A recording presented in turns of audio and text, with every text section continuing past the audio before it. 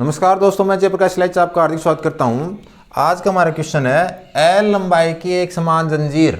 तो हमारे पास कोई चेन है जिसकी लेंथ एल है के सिरों की कड़ियां, तो इसके जो एंड्स हैं उन पे कड़ियां लगी हुई हैं, लिंक्स लगे हुए हैं ए की ऊर्ध्वाधर समतल में। तो हमारे पास ये वर्टिकल प्लेन है, तो इस प्रकार का कोई भी प्लेन होगा वो वर्टिकल प्लेन होगा, इस टाइप का कोई भी प्लेन होगा वो हॉरिजॉन्टल प्लेन होगा। तो हमें जो भी चीज करनी है वो वर्टिकल प्लेन में है। तो वर्टिकल प्लेन यानी ऊर्ध्वाधर समतल में स्थित उन दो चिकनी छड़ों पर, तो चिकनी छड़ है, स्मूथ रोड्स हैं, स्मूथ रोड्स हैं, इसका मतलब स्मूथ रोड के लिए घर्षण गुणांक का मान 0 होता है, म्यू की वैल्यू 0 होती है। और अगर म्यू की वैल्यू 0 होती है तो फ्रिक्शन फोर्स यानी घर्षण बल की वैल्यू होगी म्यू इंटू आर, और म्यू की वैल्यू अगर मैं 0 पुट करूंगा तो घर्षण बल की वैल्यू कितनी हो जाएगी, 0। तो इस केस में यानी इस क्वेश्चन में हमारा जो घर्षण बल है वो शून्य रहेगा यानी एब्सेंट रहेगा। तो स्मूथ रोड्स पे कभी भी घर्षण बल काम नहीं करता है। चिकनी छड़ों पर फिसल सकती है जो कि ऊर्ध्वाधर रेखा से समान कोण फाई पर। तो ऊर्ध्वाधर रेखा, तो हम देखते हैं कि जो कैटनरी का जो एक्स होता है वो ऊर्ध्वाधर रेखा होती है, वर्टिकल लाइन होती है, ऊर्ध्वाधर रेखा से विपरीत दिशाओं में समान कोण बनाती है। तो अगर मैं एक रोड इस तरफ खींचूं, एक रोड इस तरफ खींचूं, तो ये जो दोनों एंगल होंगे वो इक्वल एंगल होंगे और फाई के इक्वल दे रखे हैं। विपरीत दिशाओं में झुकी है, सिद्ध कीजिए कि मध्य में झोल। तो हमें ये जो झोल है, एक तो ये ज्ञात करना है सह कितना होगा, और दूसरा तथा कड़ियों के मध्य दूरी। तो ये जो लिंक्स हैं इनके बीच की डिस्टेंस ज्ञात करनी है। माना ए बी सी डी, ये जो हमारा ग्रीन बोर्ड पे 4 पॉइंट हैं, ये एक प्लेन बना रहे हैं, तो ये ऊर्ध्वाधर समतल हो गया। इसमें 2 रोड हैं, एक तो ए बी है और एक ए डी है, जो कि वर्टिकल लाइन ऊर्ध्वाधर रेखा से बराबर कोण बना रखे हैं फाई, और विपरीत दिशा में बना रही हैं। ये हमारी यूनिफॉर्म चेन है और ये इसकी कड़ियां हैं बी और टी, जो कि इन छड़ों पर क्या करती हैं, फिसलती हैं। तो इसे लैंग्वेज के रूप में लिखते हैं।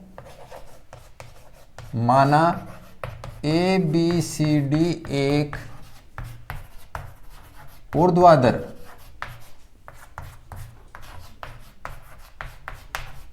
समतल है,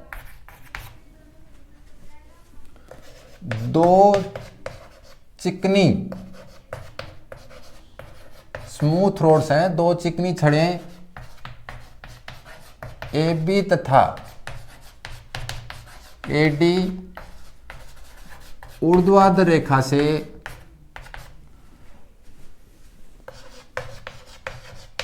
ऊर्ध्वाधर रेखा जो ए सी है, ए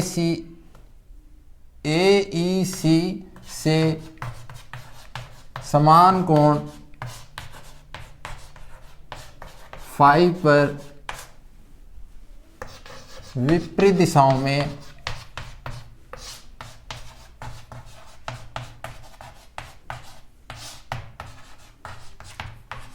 झुकी हुई है।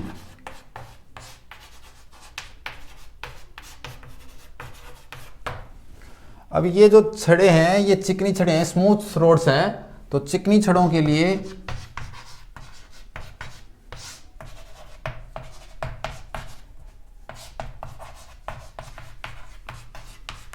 म्यू इक्वल टू 0 यानी कोफिशिएंट ऑफ फ्रिक्शन, घर्षण गुणांक का मान 0 होता है, इसलिए घर्षण बल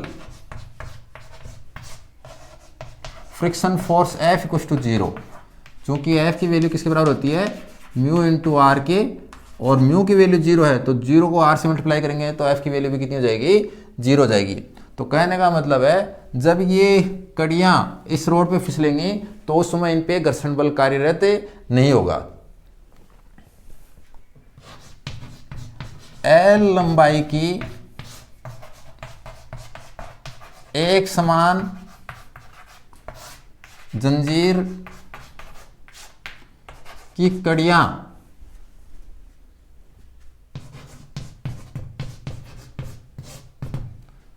जब चिकनी छड़ों पर फिसलती हैं तो इन पर अभिलंब प्रतिक्रिया नॉर्मल रिएक्शन तथा तनाव टेंशन कार्य करते हैं।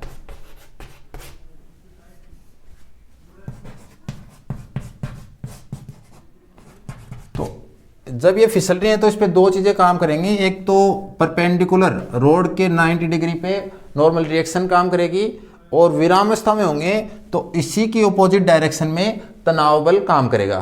तो विरामावस्था के लिए या साम्यावस्था के लिए, विरामावस्था में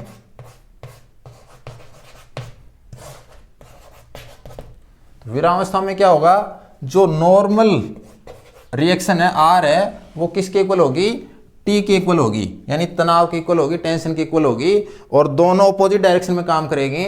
तो यहाँ पे आर, तो अगर ये रोड है तो आर तो इसके बाहर की ओर कहें तो ये अंदर की ओर कह सकते हैं हम।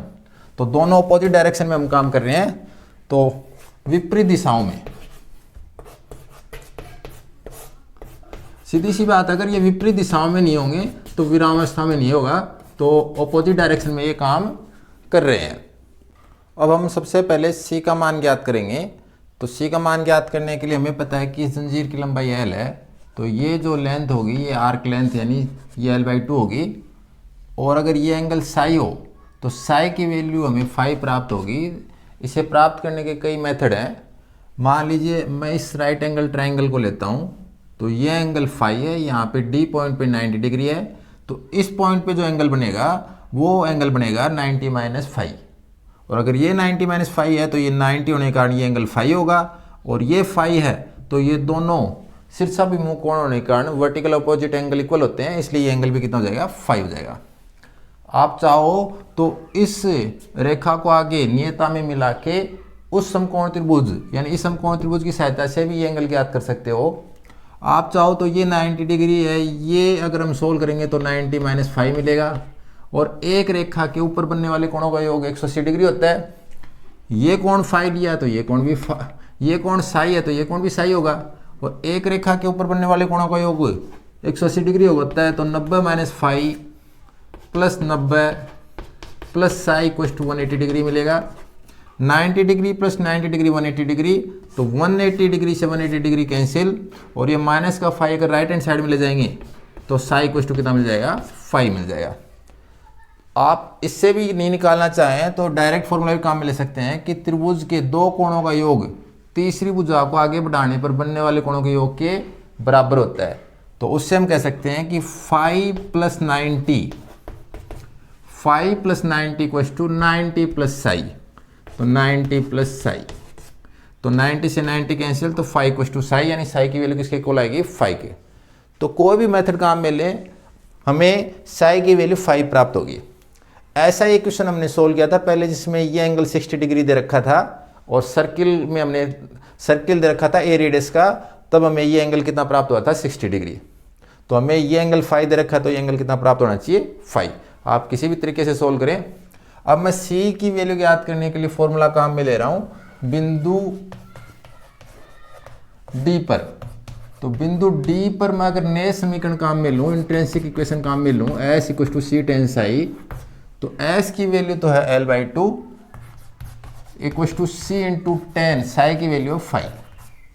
तो अगर इससे मुझे कोई C निकालना हो तो C बराबर मुझे मिलेगा L/2 tan phi, और this implies C = L cot phi/2, equation number 1। अब अगर मैं झोल ज्ञात करूं तो झोल सेक ज्ञात करें, तो सेक क्या होता है, ये जो C और E के बीच की डिस्टेंस है इसको सेक बोलते हैं। यानी मुझे ज्ञात करना है EC बोल दो चाहे CE बोल दो। तो अगर इस पॉइंट की B और D की हाइट सेम है, तो अगर इस पॉइंट की हाइट अगर y हो, और हमें पता है कि इसी पॉइंट की हाइट, क्योंकि इसके निर्देशांक 0, C होते हैं, कार्तीय निर्देशांक, तो ये हाइट होती है C। तो जो झोल का फॉर्मूला होता है वो होता है y - C। अगर y की वैल्यू अगर मैं पैरामीट्रिक इक्वेशन से लिखूं, प्राचलिक समीकरण से लिखूं, तो C sec Sai - C common ले लिया, तो C कॉमन लेने पर C × sec साई - 1। अगर मैं C की वैल्यू पुट करूं इक्वेशन 1 से, तो L cot phi upon 2 into sec phi, यहाँ पे साई की वैल्यू मैंने 5 पुट कर दी, तो सेक फाई माइनस 1, क्योंकि साई किसके बराबर है, 5 के इक्वल है।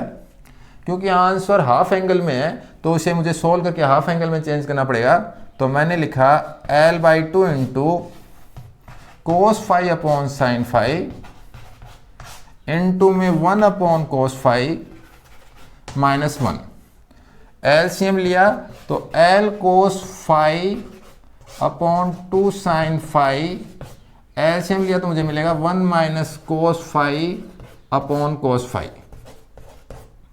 इस कोस फाई से कोस फाई कैंसिल।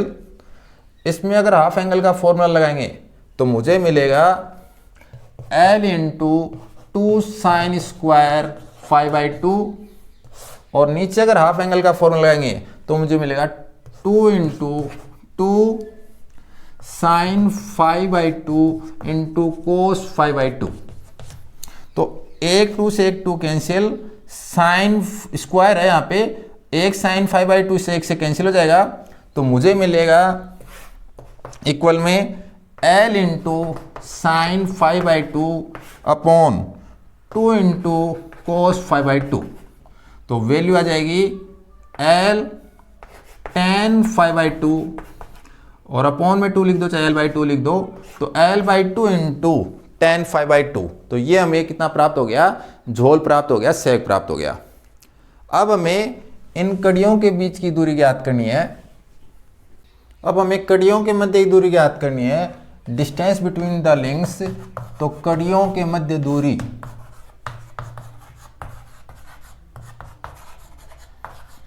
तो जो कड़ियों के मध्य दूरी है उसे अगर मैं ये कहूं कि BD है, तो ये डिस्टेंस है, क्योंकि B और D लिंक्स हैं तो इनके बीच की डिस्टेंस होगी BD, जिसे मैं कह सकता हूं कि 2x। अब x का एक फॉर्मूला होता है c into log sec psi plus tan psi, यानी पैरामेट्रिक इक्वेशन में होता है, लेकिन चूंकि आंसर लॉग में नहीं है तो ये फॉर्मूला हम काम में नहीं लेंगे।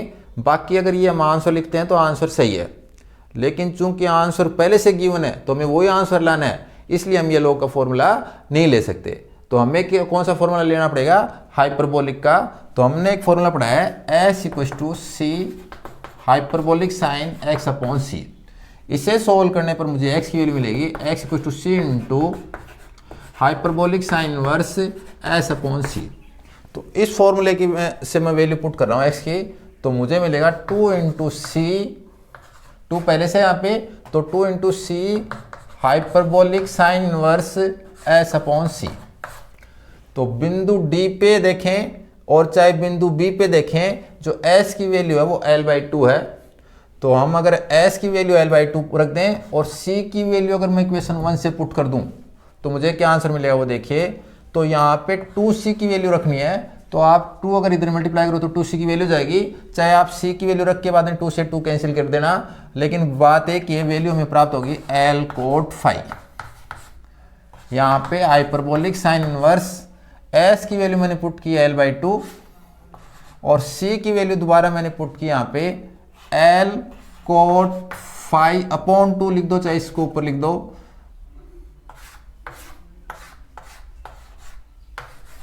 टू से 2 कैंसिल, L से L कैंसिल, तो वैल्यू हमें प्राप्त होगी L cot phi hyperbolic sine inverse. यहाँ पे ये कोट फाई है, अगर इसे ऊपर लिखेंगे न्यूमरेटर में तो मुझे मिलेगा tan फाई। तो यही हमारा आंसर है।